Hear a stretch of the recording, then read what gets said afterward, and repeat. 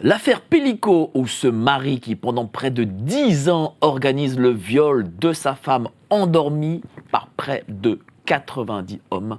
Comment un tel réseau a pu exister si longtemps sans être détecté par les autorités ? Quels sont les mécanismes psychologiques qui ont permis à Dominique Pellico d'agir ainsi ? Et quels sont ces réseaux sociaux utilisés par M. Pellico pour faire venir avec lui d'autres violeurs, et pourquoi ces réseaux sont ceux utilisés par les pédocriminels ? À ces questions répondra Sarah Frick, journaliste qui enquête sur tous ces trafics et a suivi l'affaire pour nous. Vous êtes sur GPTV Actu, c'est parti!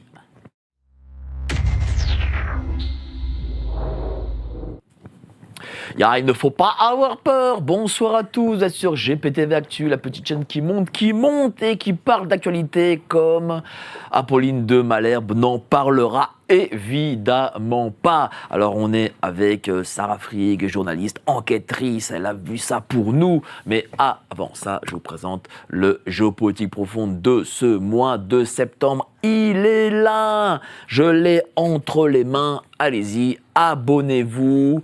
Et vous aurez l'article exclusif de Pierre Hillard. Salut ma Sarah, je suis content de te revoir, ça fait longtemps que je ne t'ai pas vu. Comment ça va, Maëk, ça va ? Bah ouais, très bien. Oui, ça fait longtemps, désolé. Comment ça se fait que tu t'es prise de passion, si je puis dire, sur cette affaire Pellico ? Je me suis prise de passion tout simplement pour bien préciser, je suis une sorte d'enquêtrice police-justice dans les médias depuis oui, t'as un gros CV, t'étais à RTL, t'étais dans M6, voilà, M6 avec Julien Courbet. Oui, exactement, Julien, effectivement, qui m'a beaucoup appris. Et donc, ça fait des années, si tu veux, que je mène des enquêtes un peu dites citoyennes.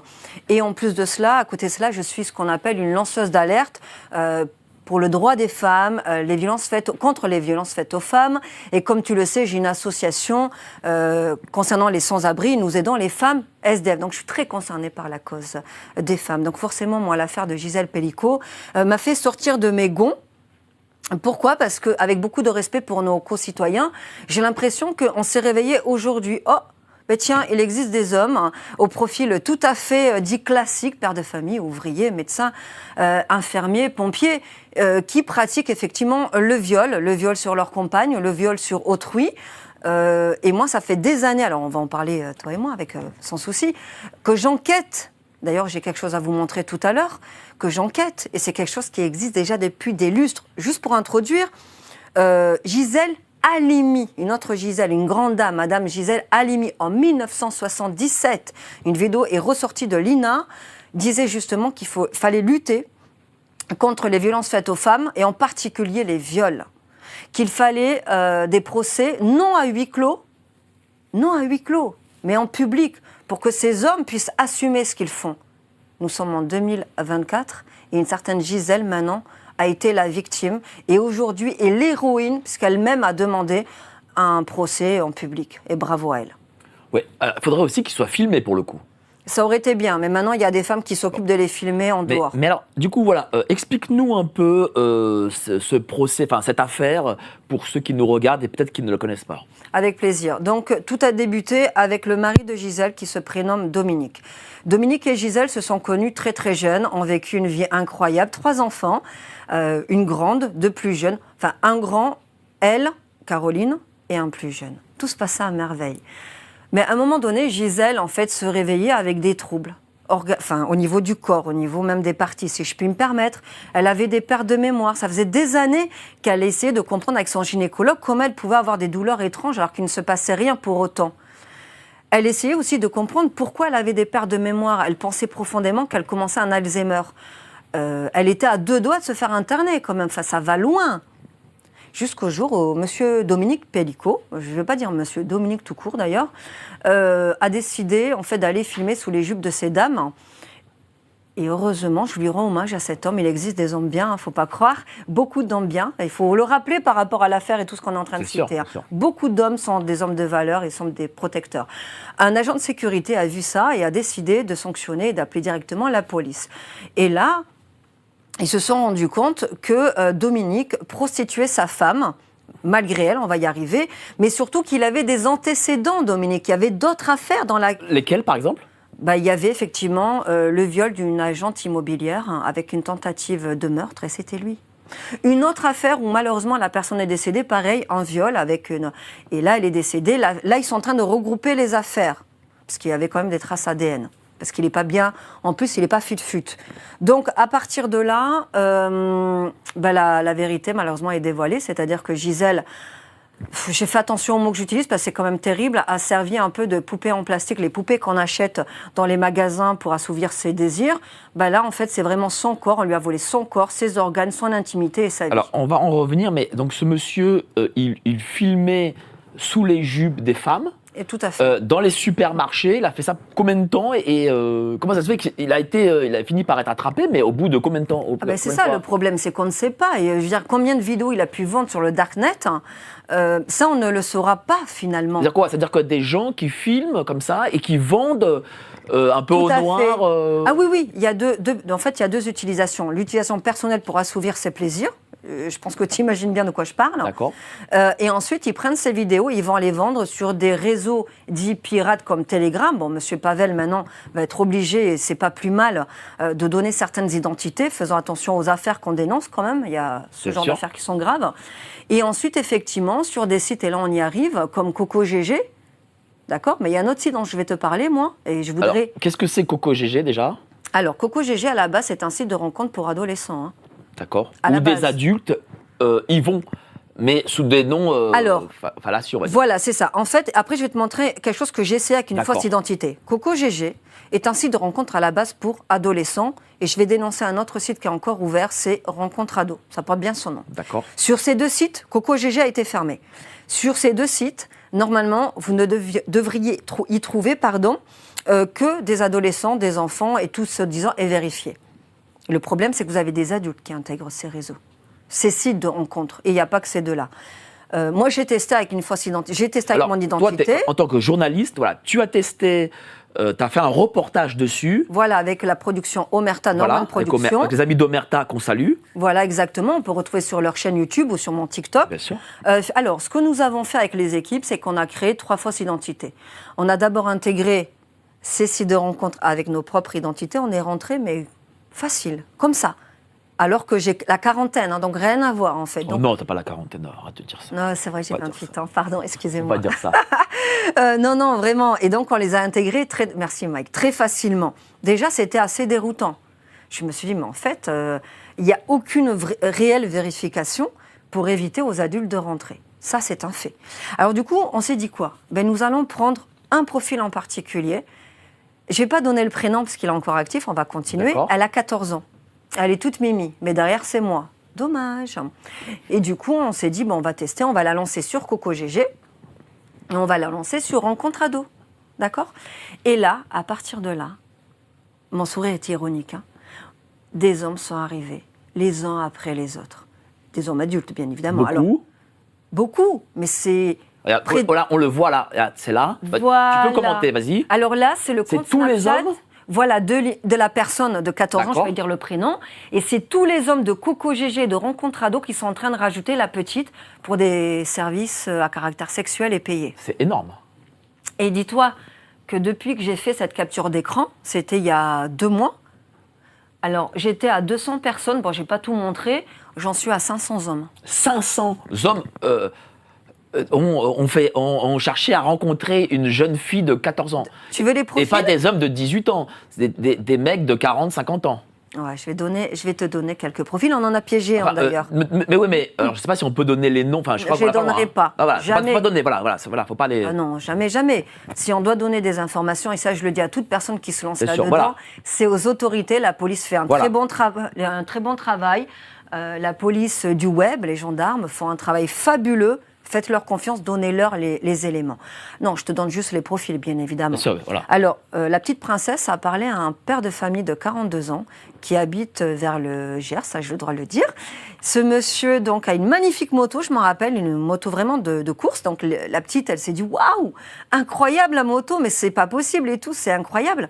Il lui a dit, mais je comprends pas, est-ce que tu as ton père? Alors j'ai joué le jeu de, non, j'ai pas de papa. Il dit, mais moi je peux, tu sais, être un peu ton père de substitution, pas de problème et tout. Elle a dit, d'accord, mais moi j'ai pas d'argent de poche, t'inquiète, je te paye le train, tu me rejoins, Tu veux faire un tour en moto? Je t'amènerai en forêt. Elle a 14 ans. Oh, mais oui, avec plaisir, c'est super et tout.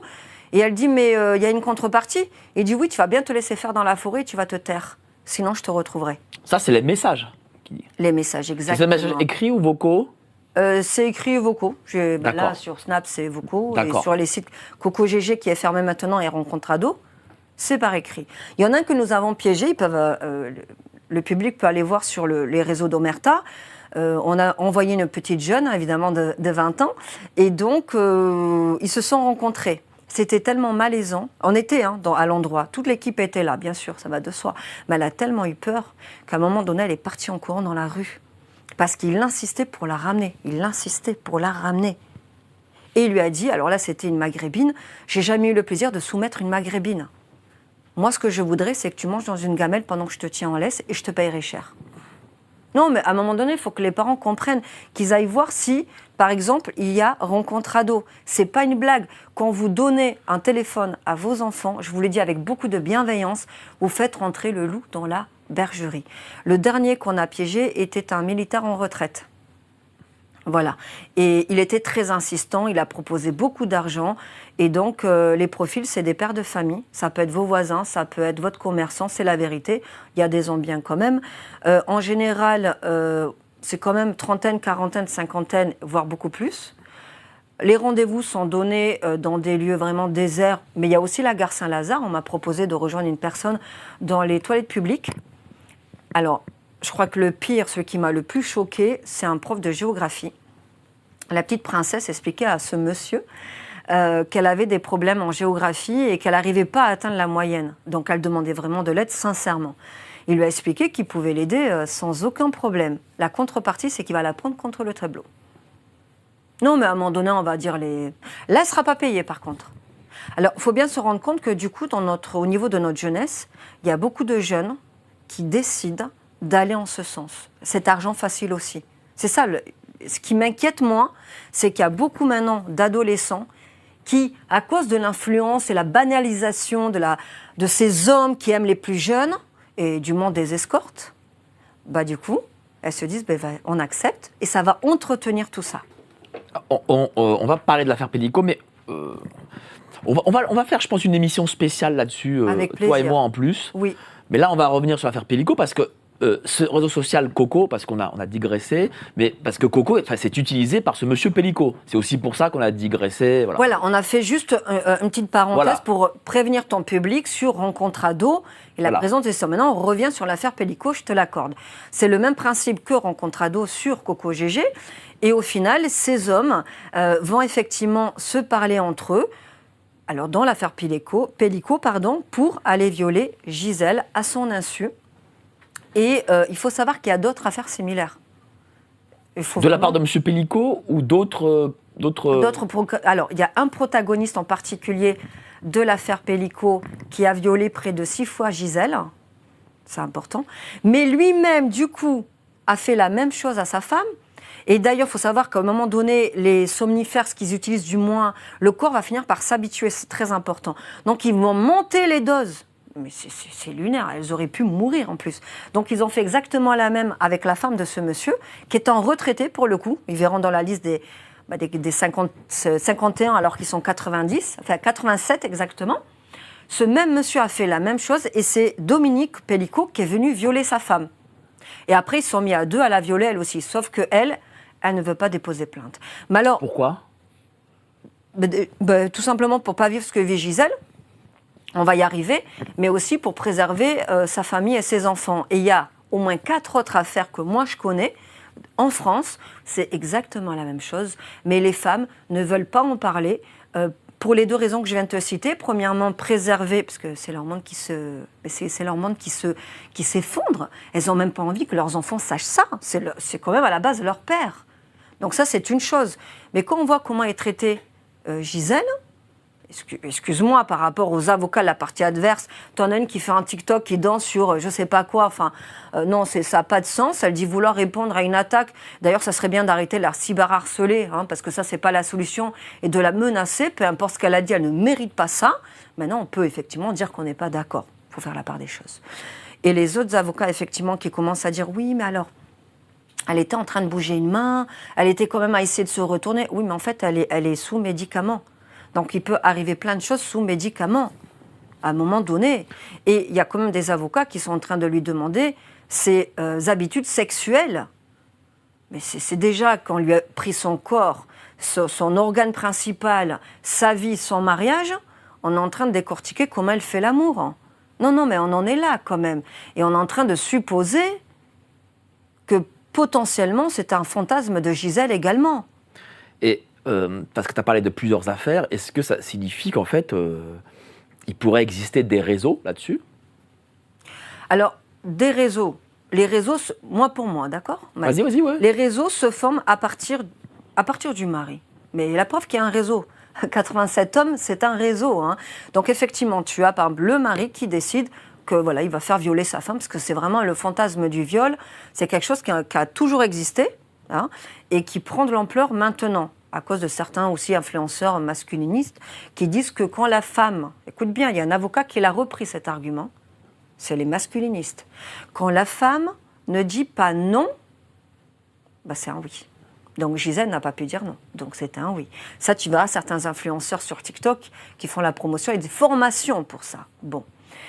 Donc oui, le réseau va commencer avec le mari, hein, ou le concubin, ce que tu veux, qui va décider de la droguer et qui va aller sur les sites que je t'ai cités.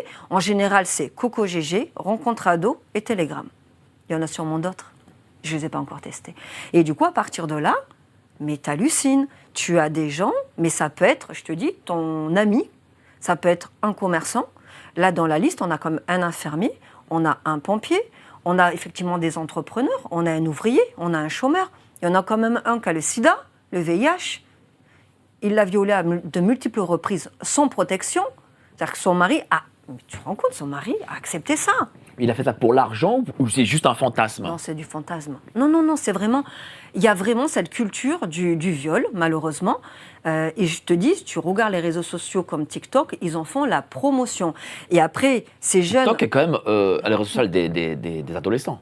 Oui, mais alors tout ce qui concerne les adolescents, maintenant, on sait, c'est plus un scoop.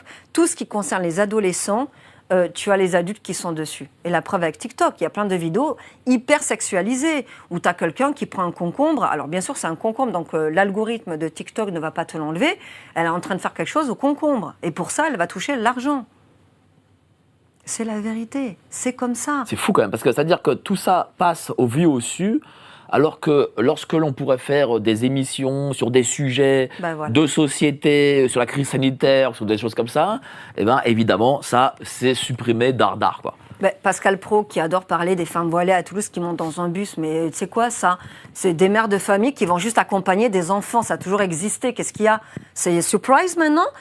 Ça serait mieux, non, de prendre ces sujets-là? Pascal Praud, il pourrait le prendre, ce sujet-là, quand même. Et d'autres médias, donc merci à toi Mike justement de le prendre ce sujet, parce qu'il est d'utilité citoyenne. Ton public a besoin de savoir, ils ont des enfants. Et je t'ai cité Gisèle Halimi en 1977. Internet n'existait même pas, que ces choses-là existaient déjà. Est-ce que tu imagines maintenant avec les réseaux sociaux? Et ces influenceurs-là, que je ne vais pas citer pour ne pas faire de la diffamation, je laisserai ton public aller voir ces mêmes influenceurs, mais ils sont à peu près connus. Tu sais, j'en ai reçu un, justement, qui a 500 et quelques mille abonnés. Oui, il leur donne de la force en plus. Et je lui ai mis 3 gonzesses face à lui, il était très penaud. Son nom, s'il te plaît? En plus, c'est pas un mauvais bougre. Hein. Ah. C'est pas un mauvais bougre. Alors, très sympa. Le mec s'appelle La Menace, un mec très sympa et tout. Hein. Mais il n'était pas. Ah oui, La Menace. Tu le connais? Oui, non, pas personnellement, je connais sa réputation. Mais je l'ai fait venir. Il était très sympa avant, après, pendant. Et il était penaud. J'étais très surpris d'ailleurs. Bon, enfin bref. Oui, c'est un petit. Oui, alors, je sais pas ce qu'il fait exactement. Alors, La Menace, je vais te dire, il y a vraiment plus dangereux que La Menace. Ah, je ne vais pas donner les noms. Je te les donnerai en off si tu veux le traiter. D'accord. Mais il y a bien plus dangereux que La Menace, parce que ce dont je vais te parler après l'émission, si tu veux, ils font carrément des formations. Ils forment des jeunes hommes. Des jeunes hommes. Non, mais je sais pas. D'accord. Allô. Qu'est-ce qu'ils font? Ils gagnent beaucoup d'argent et c'est là qu'ils expliquent que quand une femme ne dit pas non, du coup, c'est un oui. Bon. Gisèle n'a pas pu dire non. Du coup, voilà. Donc, elle a été violée par 90 personnes pendant 10 ans. Oui, exactement. Voilà. Pendant 10 ans. C'est ça. Et quasiment tous les jours. Tous les jours. Toutes les semaines. Et aujourd'hui, seulement à peu près une cinquantaine sont au tribunal.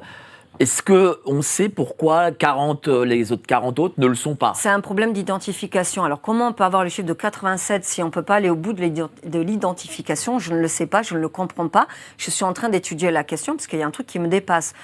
Peut-être que Dominique Pellicot, ce monstre, a donné ce chiffre-là et qu'ils n'arrivent pas encore à remonter. Mais alors déjà, 51, c'est pas mal. Mais alors quand je vois en plus l'insolence de ces hommes au tribunal, d'ailleurs je vais essayer d'aller à une audience pour aller voir ça. Pourquoi? Qu'est-ce qu'ils font? Mais quelle insolence! Ils sortent. Moi j'attends que ça, qu'on me parle comme ça. J'attends que ça. Je n'attends que ça. Il va être bien reçu. Ils sortent de l'audience. Il y en a un, par exemple, une jeune femme, donc le film, ce qui est normal, il faut que leur tête soit publique. Ouais. Ah, parce qu'ils étaient courageux. Oui, parce que là, ils viennent masquer des FFP2 et compagnie. Ah, ça, voilà. c'est des hommes, ça c'est Voilà. des hommes. Hein. Et du coup, ils commencent à agresser une des jeunes femmes qui est le film, ce qui est tout à fait normal. Et ils expliquent, enfin, ils la menacent de vouloir violer sa propre mère, la mère de la jeune fille. Donc, ils sont en train de narguer le viol de Gisèle. Non, mais on va où, là? Il y en a un qui a essayé de frapper une des femmes. Donc, en plus, il y a la violence. Moi, je te dis, hein, il y a une augmentation vraiment de la violence faite aux femmes à tous les niveaux, qu'elles soient physiques, sexuelles ou quoi. Hein. Les 40 qui ne sont pas au tribunal, est-ce que ils sont protégés? Est-ce que c'est peut-être des gens importants? Tout est possible. Quand tu vois l'affaire de Pierre Palmade qui est encore dehors, c'est qu'il y a vraiment... Et que, enfin, bref, et t'en as d'autres qui sont rentrés là très rapidement pour les mêmes faits finalement qu'au baladé. Hein. Je veux dire, je suis désolée, hein, c'est la vérité. Parce que Pierre Palmade, il en avait aussi des trucs derrière. Oui, dans cette affaire-là, je me dis qu'il y a peut-être finalement, potentiellement, des hommes de loi, peut-être... Restons prudents, d'accord? Mais je commence à me demander s'il n'y a pas ces profils-là qu'on essaie de mettre sur le côté. Alors là, ça serait le pompon Parce que sur tu la sais Garonne. que moi, j'ai appris par nombre d'associations luttant contre la pédocriminalité que la France est quand même le 3e pays consommateur d'images pédopornographiques au monde, Oui. et 3e pays producteur. Oui. Bah, c'est quand même pas rien au monde. Non, mais c'est pas rien. Mais alors qu'on est le 25e pays le plus peuplé ou 30e, je sais pas. Voilà. Mais pourquoi, en fait? Que se passe-t-il? Et je vais te dire, il y a des enfants, alors on va revenir sur l'affaire de Gisèle Pellicot, mais je voudrais alerter le public, il y a quand même des milliers d'enfants dans nos sous-sols. On en a déjà parlé, des milliers. Qu'est-ce qui se passe avec eux? À un moment donné, il va falloir se poser des questions. On revient sur l'affaire de Gisèle Pellicot, effectivement. Tu as tout dit. En disant ça, tu as tout dit. Nous sommes le 3e pays. Donc pourquoi notre gouvernement ne prend pas cette question réellement au sérieux? Les autorités veulent la prendre au sérieux. Je le dis, moi je rends hommage aux autorités policières, gendarmerie, du net, je n'aurai pas les noms, mais moi je suis admirative, je l'ai toujours dit, je continuerai de le dire, hein, admirative de leur travail. Maintenant il s'agirait de leur donner vraiment les moyens. Ils font déjà du bon boulot, hein. La preuve, Coco GG, finito pipo. Hein. C'est quoi les moyens aujourd'hui de ces policiers? J'ai pas eu le plaisir d'aller dans leurs locaux, mais je vais être très honnête. Sur Telegram, il y a beaucoup de canaux pirates dans lesquels... par exemple, il y a des hommes plus jeunes, d'accord, qui ont trouvé un business. Ils vont faire chanter des jeunes filles, des mineurs, ça revient au même, hein, au final. Hein. Du coup, elles vont envoyer des nudes, vidéos, photos, des mineurs. Des nudes, ça veut dire des nus. Des nus, voilà, des nus, danser nus, à poil, montrer, voilà. Et au final, ces vidéos-là, ils vont mettre des caches sur toutes les parties et ils vont prendre toutes les coordonnées des petites. Adresse de l'école, adresse des parents, tout ça. Réseaux sociaux, numéro de téléphone. Ces données-là, ces photos-là, ils les mettent en vente aux pédocriminels. J'ai les photos, j'ai tout. On fera une autre émission, je te sortirai ça si tu veux. 20 € si tu vas voir les tétés, 40 € si tu veux voir plus bas, et 60 € la vidéo, et un peu plus cher si tu veux carrément l'adresse de l'école. Comme ça, c'est plus sympa. Tu peux aller faire ce que tu as à faire devant l'école, si tu vois ce que je veux dire. Donc les petites, elles sont prises au piège. Ça, les autorités ont travaillé dessus, d'accord ? On essaie de faire fermer ces canaux-là. Mais quand tu fermes un canal, tu as un autre canal qui va s'ouvrir ailleurs. Quand tu as Coco GG qui a été fermé, et là j'appelle tout le monde, mais vraiment c'est une alerte, tous les mecs de Coco GG sont partis sur Rencontre Ado. Qui est le PDG de Rencontre Ado? Je ne sais pas. Qui est le modérateur de Mais qui? Et qui il était sur Coco GG? Pourquoi les n'en sortent pas? Et comment ça se fait que des hommes mûrs se rencontrent entre eux sur Rencontre Ado? Parce qu'ils savent que les enfants sont là. Oui, d'accord. Mais pour Mme Pellicot, En fait, c'est Ça, je tout le comprends vice. pas, en fait, Oui, hein. tu fais bien. Mais parce que dans ces sites-là, en fait, ils savent. La preuve, ça a duré 10 ans. Bah, D'accord. ils savent que ça ne va pas être vérifié. Ils le savent que ça ne va pas être. D'accord. Rencontre ado n'a toujours pas été vérifié. Ils le savent. Donc, d'un côté, comme ils savent que les pédocriminels, c'est pompé up sur ces sites-là. Enfin, c'est terrible à dire ça, d'ailleurs, comme ça. Ou sur Telegram. Ben, ils se disent quoi? Bah, OK, on va y aller. Ils ne vont pas aller parler sur Facebook, par exemple, parce que Facebook est surveillé. Instagram est surveillé. TikTok, maintenant, d'ailleurs, bravo, est surveillé. Et encore que, je vais te dire. Mais du coup, ces deux trucs-là, comme Telegram, ces trois trucs-là, comme Youbo qui est un site aussi de rencontres, ces 4 sites-là n'étaient pas vérifiés. C'était le tout à n'importe quoi. Quant à les pédocriminels qui agissent en toute liberté, parce que dis-toi que quand tu as la culture du viol d'une femme adulte, c'est que tu as quand même la culture pareille de la pédocriminalité. Tout est lié. Hein. D'ailleurs, il y a plusieurs incriminés dont les ordinateurs ont été récupérés qui ont des photos et des vidéos à caractère pédocriminel. Parmi les violeurs de Madame Pénicaud. Exactement. Et je tiens à rappeler au public, avec beaucoup de bienveillance, il ne faut pas parler de pédophilie. Ah, Pédocriminalité, sûr. s'il vous plaît. Bien sûr. Parce que la pédophilie, c'est le terme est utilisé par les pédocriminels. Aimer un enfant, nous aimons, nous, les enfants, de façon saine. Eux, ils n'aiment pas les enfants. Ils n'aiment pas vos enfants.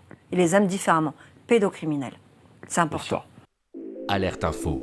Géopolitique profonde prend sa place dans le paysage médiatique français. Bonsoir à tous, vous êtes sur Géopolitique Profonde, la chaîne qui est là pour remplacer les médias subventionnés. On investit maintenant la rue. Et on veut vous entendre. Le gouvernement de M. Macron nous a obligés et nous a enfermés chez nous. Mais on a besoin de votre soutien. Alors cliquez sur le bouton j'aime pour nous soutenir.